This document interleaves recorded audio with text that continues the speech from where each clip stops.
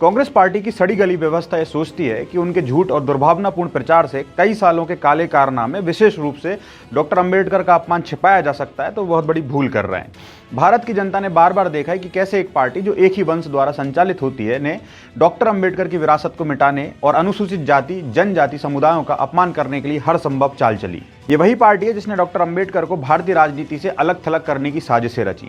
Doctor Ambedkar, जिन्होंने भारत के संविधान के निर्माण में महत्वपूर्ण भूमिका निभाई और लाखों दबे कुचले लोगों को न्याय दिलाने की उम्मीद दी, उन्हें सत्ता से राजनीति के कारण हाशिए पर धकेलने का प्रयास किया गया। कांग्रेस ने अपने शासनकाल में डॉक्टर अंबेडकर के विचारों को दबाने और उनके आदर्शों को दरकिनार करने का काम किया।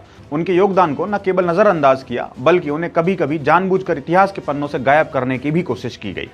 यह पार्टी केवल अपनी राजनीतिक सत्ता बनाए रखने के लिए दलित और पिछड़े वर्गों का नाम लेती है, लेकिन असल में उनके कल्याण के लिए कुछ ठोस कदम नहीं उठाए। आज भी कांग्रेस और उसका विचारधारा तंत्र जातिवाद की राजनीति करके समाज को बांटने की कोशिश कर रहा है। डॉक्टर अंबेडकर के विचार समानता, न्याय और समावेशिता के थे, लेकिन कांग्रेस की नीतियों ने समाज को विभाजित और कमजोर करने का ही काम किया। भारत के लोग अब जागरूक हो चुके हैं, वे इन चालों को बहुत अच्छे से समझ चुके हैं। वे जानते हैं कि डॉक्टर अंबेडकर की असली विरासत का सम्मान केवल बातों से नहीं बल्कि कार्यों से होता है।